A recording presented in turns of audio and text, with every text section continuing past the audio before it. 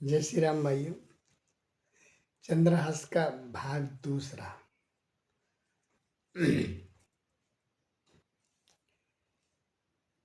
अब धृष्ट बुद्धि कुछ दिन बाद आए। उन्होंने देखा और पुत्र के मुख से ये सुना कि मेरे दामाद बन गए, विष के बजाय वेश्या मेरी पुत्री को दे दिया गया है। आहा, वो तो एकदम से पागल हो गए क्रोध के मारे। पुत्र को एकांत में ले गए। बोले ऐसी भूल तुमने कैसे की? बोले कैसी भूल पिताजी? बोले मैंने कहा था कि विष दे देना, इसको मार देना।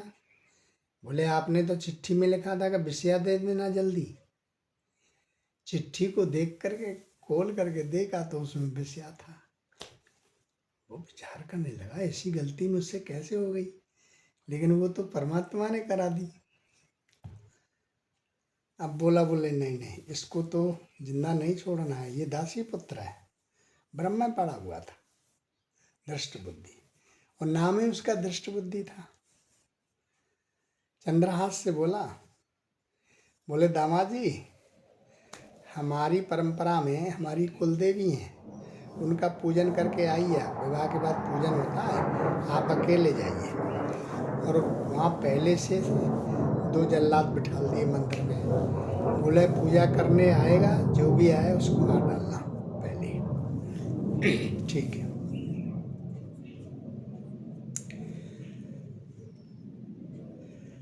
अब जो राजा थे, कौन से,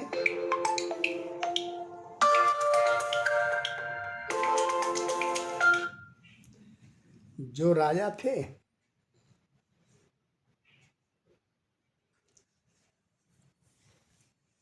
जिन्होंने राज दिया था,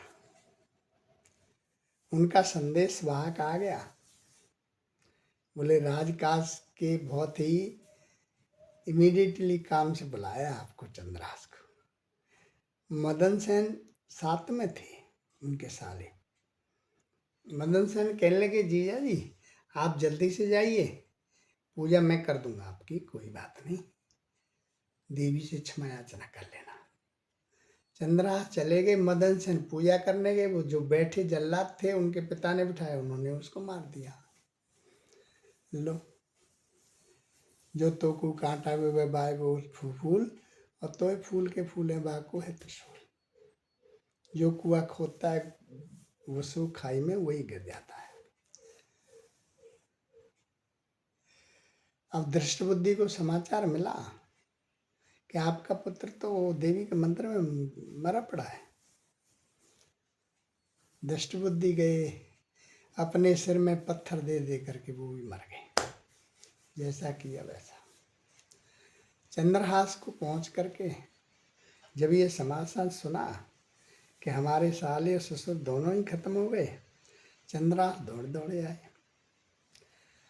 आकर के उन्होंने देवी के मंदिर में तलवार निकाल के अपना सिर काटना चाह, देवी प्रकट हो गई।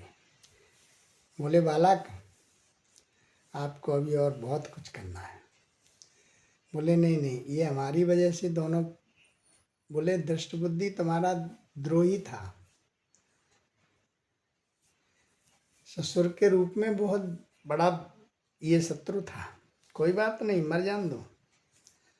बोले नहीं माता, आप मुझसे प्रसन्न होते इन दोनों को जिंदा कर। देवी ने उन्हें जिंदा किया और दृष्ट बुद्धि की बुद्धि जो है वो भक्तिमय हो गई। ये है एक भक्त का चमत्कार।